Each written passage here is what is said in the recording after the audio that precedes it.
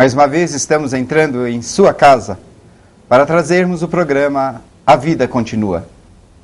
Programa esse destinado a você que está em casa para tratarmos de assuntos de ordem psicológica, espiritual, baseados na doutrina espírita.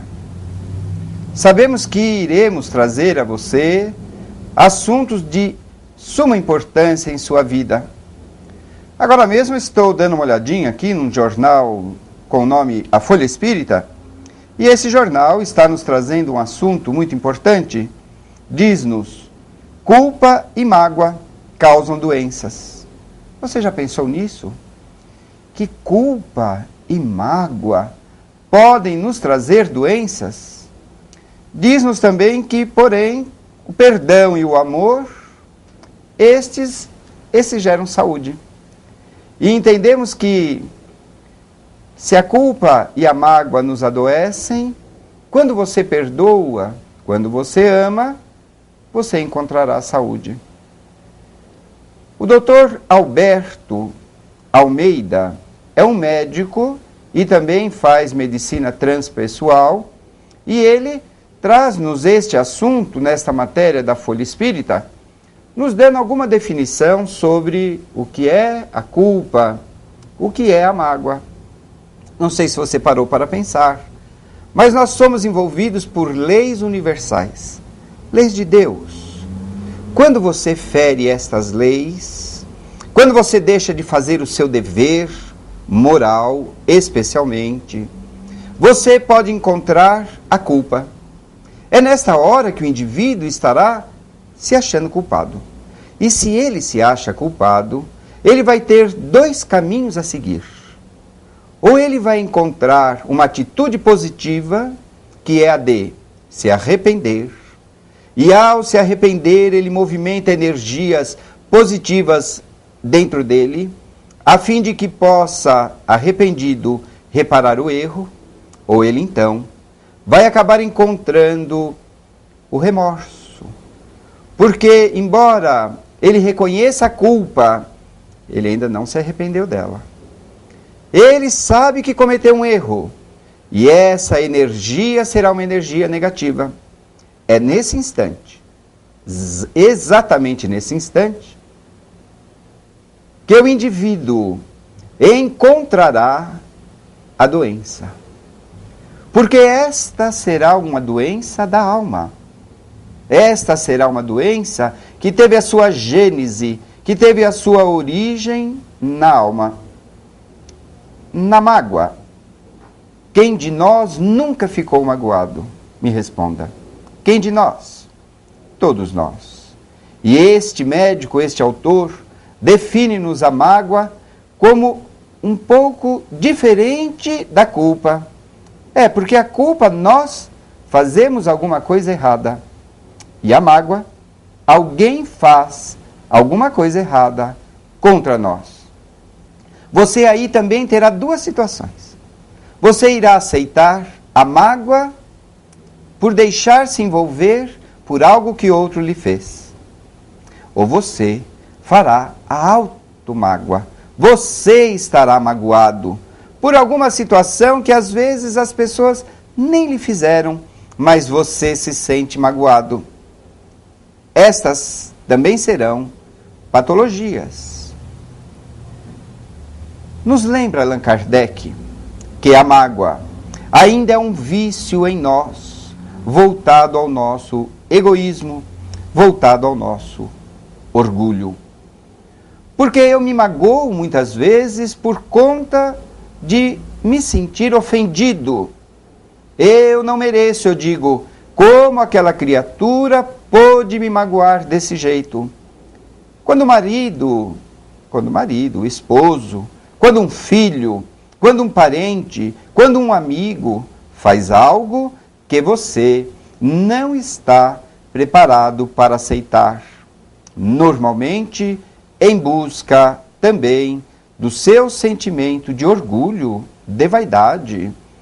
A gente diz, eu mesmo digo, porque você também não pode dizer, nós dizemos, que filho ingrato, que sogra ingrata. E sabe, sogra a gente não poderia estar falando muito aqui, porque esse é um sentimento comum a todos. É raro aqueles que não agem assim.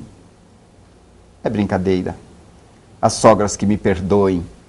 Mas, em verdade, nós gostaríamos de estar lhe dizendo que é provável que você estará se envolvendo com esses sentimentos negativos. Esse doutor Alberto, ele nos orienta que estas serão doenças que vão começar do espírito, da alma, para o corpo físico. Note, o indivíduo faz uma culpa. Ele cometeu um delito, um engano, um erro e não se perdoa, não se desculpa. Tempos atrás, para ilustrar o que estamos falando, atendi uma senhora que já estava em idade avançada. E essa senhora adoentada chamou-nos se poderíamos aplicar passes e leitura de evangelho em sua residência. Claro que sim, dissemos. Iremos fazê-lo. E depois de algumas vezes juntos, criamos uma empatia, um elo de confiança, especialmente da parte dela para a minha parte. Ela apresentava sintomas difíceis de saúde. Estava muito doente. Essas doenças é que estavam tirando as suas energias, a ponto agora dela estar chegando na hora da desencarnação. Esta irmã, já como eu disse, quase octogenária, fez-me um relato que me deixou, no mínimo, estarrecido. Disse-me ela, sabe, seu Ari, eu tenho algo para lhe contar. Eu nunca me perdoei por um erro que eu cometi. Eu falei, não me diga, o que foi que houve? Lá, por perto dos meus 30 anos, já casada, com 2 filhos, eu deixei-me envolver numa união extraconjugal. Era jovem, era bonita, e por conta disto, eu acabei por deixar-me envolver por aquele jovem galanteador. Olha que ele era bonito, me disse ela. E ali nós começamos um flerte, começamos nos encontrar às escondidas, até que nos entregamos em um amor profundo. Depois de um tempo, percebi o erro que estava cometendo. Percebi o que eu poderia causar aos meus filhos e pedi que ele nunca mais me procurasse. Já se passaram quase 50 anos, me disse ela, e eu nunca me perdoei. Eu mereço ir para o inferno. Eu sei que o inferno existe e eu preciso ir para lá, pois eu não mereço nada melhor que aquilo. Preocupado com aquilo, tratei de mostrar àquela senhora que Jesus, o melhor e o maior psicoterapeuta que a Terra já conheceu, não condenou ninguém. Jesus cuidou de nossas almas, sem criticar, sem condenar.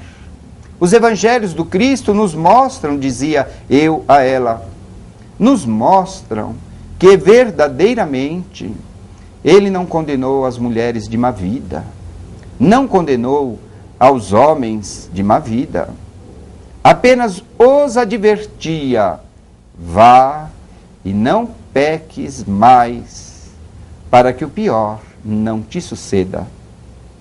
Não era Jesus que os perdoava, Jesus os convidava ao alto perdão, dizendo que a criatura, perdoa-te, perdoe-se, para que você alcance vida nova, em espírito, em alma, em corpo físico.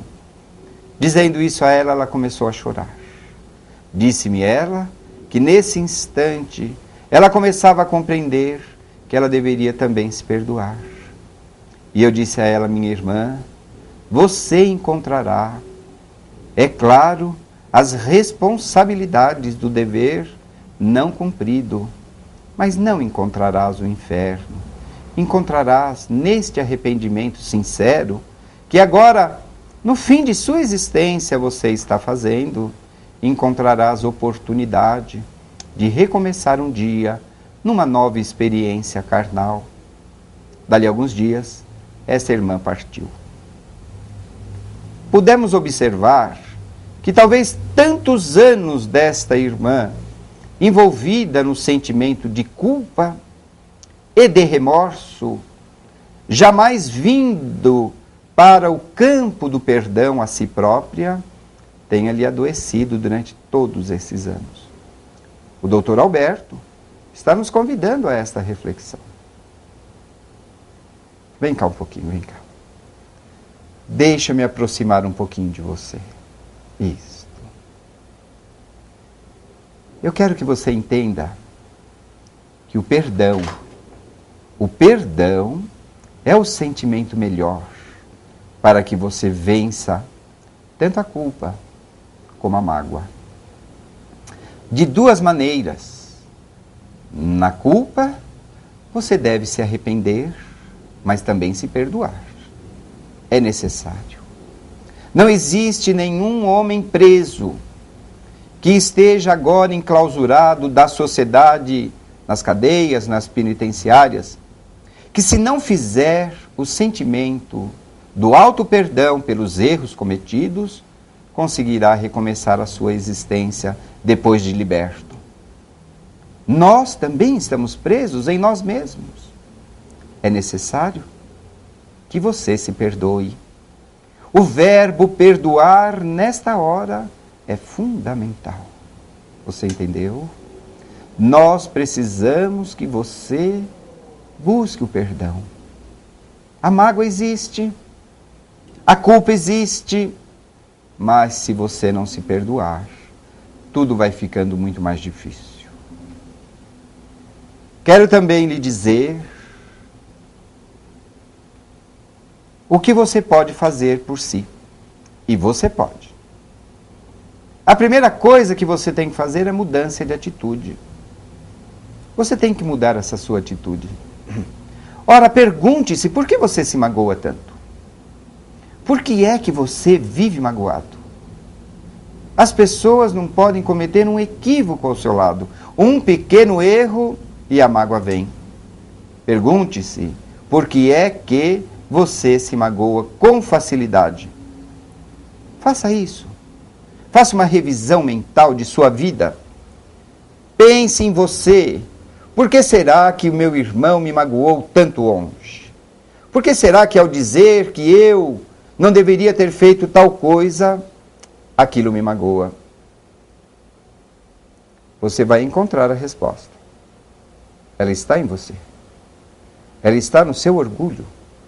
Ela está na sua vaidade, no seu amor próprio ferido. Eis aonde você vai ter que trabalhar. As casas espíritas têm por objetivo trazer ao ser necessitado apoio. Oferecemos reuniões de evangelioterapia. Evangelioterapia, isso mesmo. Você já percebeu que o Evangelho do Cristo é terapêutico? Essa palavra terapia, terapêutico, está muito em moda, em voga. Mas o Evangelho terapia dá a todos nós oportunidades importantes. Convida-nos, querida irmã, querido irmão, convida-nos a uma mudança interior. Pois só quando nós nos conhecermos e modificarmos-nos, encontraremos a paz interior. A evangelioterapia, os ensinos de Jesus, darão a nós sustentação para a nossa transformação. Olha o que Jesus falou. Perdoa ao teu próximo, mas ele não parou aí. Como a ti mesmo. As duas gêneses que abordamos hoje. Perdoa ao teu próximo quando ele te magoa, quando ele te ofende. Perdoa a si próprio, ou seja, como a si mesmo, quando você se sentir culpado. Todos nós temos direito à culpa, a nos sentirmos culpados, porém, temos também o direito da nossa transformação. Porque a nossa transformação dependerá de nós. A Casa Espírita, e são muitas delas em Jundiaí, elas têm reuniões de evangelioterapia. Nestas reuniões de evangelioterapia, você encontrará as lições do Cristo.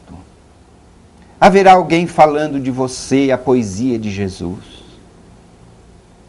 O Espiritismo traz Jesus em que algo não pode ser jamais abalado no seu aspecto moral. O Espiritismo não está preocupado com outras coisas do Cristo, senão com a moral do Cristo. O Evangelho de Jesus, segundo o Espiritismo, publicado por Allan Kardec no ano de 1864, reúne-nos os ensinos do Cristo na sua visão moral, convidando-nos a esta transformação. Eu sei que muitas vezes para você é difícil ir a uma casa espírita. Eu sei. Há ainda algum preconceito. Você é de outra religião, talvez. Você às vezes tem medo de conhecer uma casa espírita, pois já ouviu dizer coisas estranhas que acontecem numa casa espírita. Vá ver se é verdade. Dê a si o direito de conhecer uma casa evangélica espírita. Ela lhe dará estas oportunidades. Quando então você estiver ouvindo as preleções evangélicas, quando aquele palestrante ou aquela irmã palestrante estiver levando ao seu coração o conteúdo da doutrina espírita, sob o aspecto do Cristo, você talvez comece a perceber que há algo a fazer por você. Oferecemos também na casa espírita a água fluídica e os passes. A ação do passe, que nada mais é uma cópia imperfeita do que fazia Jesus. Vocês lembram como Jesus fazia? Estão nos evangelhos de Lucas e de Mateus, nos Atos dos Apóstolos que Lucas grafou para todos nós, em que Jesus e seus apóstolos colocavam as mãos sobre os doentes e eles melhoravam. Alguns até se curavam. Era assim. Os passes espíritas são estas cópias. Nós colocamos as mãos sobre o nosso paciente, num trabalho que dizemos ser o passe. Já abordamos, já conversamos sobre o que é o passe em épocas passadas, mas neste momento ficaremos a dizer só isso a você. Você tem condições de se melhorar. A culpa poderá lhe deixar muito doente. E a doença é grave, sabe por quê? Porque é a doença que nasce na alma. E esta doença que nasce na alma, aos poucos vai atingindo o seu corpo físico. A depressão, a tristeza, a síndrome do pânico, as doenças dos órgãos físicos, pressão alta, diabetes, até infecções. Porque você elimina a sua rede de proteção. As células de defesa do seu organismo estarão em menor quantidade, porque você está deprimido. E por conta disso, doenças que antes você não teria, passa a ter. Aquelas gripes seriam gripes mais violentas. Você as teria fraquinho se tivesse com o organismo resistente, forte, mas você as tem mais forte, levando a quadros de pneumonia, levando a internações hospitalares. Veja o quanto é importante você se desculpar, você se perdoar e se arrepender. Allan Kardec diz que neste momento nasce no ser humano o arrependimento. Eu me arrependo, eu me arrependo. Não desejo mais fazer assim as coisas. Neste momento você move energias saudáveis dentro de você. Você faz com que o seu sistema imunológico melhore. E por conta disso, você também melhora. Há uma coisa hoje que se fala muito em autoestima baixa. É engraçado esse termo, né? Autoestima baixo. Autoestima alta. Parece estranho. Mas a palavra é autoestima. Essa é a palavra. Como se fosse o substantivo. Esta palavra, se estiver baixa, tem que ser melhorada. Quando eu estou em culpa, eu estou com a minha autoestima baixa. Eis porque Jesus nos confia o perdão a nós mesmos. Não só.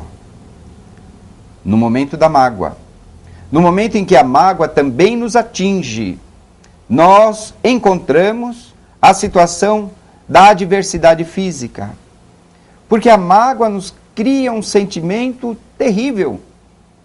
A raiva, o ódio. Você sente ódio daquela criatura, você sente raiva daquela criatura. Você deseja que aquela criatura desapareça do universo. Esse sentimento de raiva, na sua constância, porque libera adrenalina, libera bilis, libera uma série de hormônios em excesso que acabam por prejudicar o seu organismo. Vê por que é importante nós vencermos? Eis por que é importante perdoarmos e amarmos. Nós ainda não falamos do amor. Até agora ficamos só no perdão. E queremos dizer para você que esteve conosco neste período que o amor de Jesus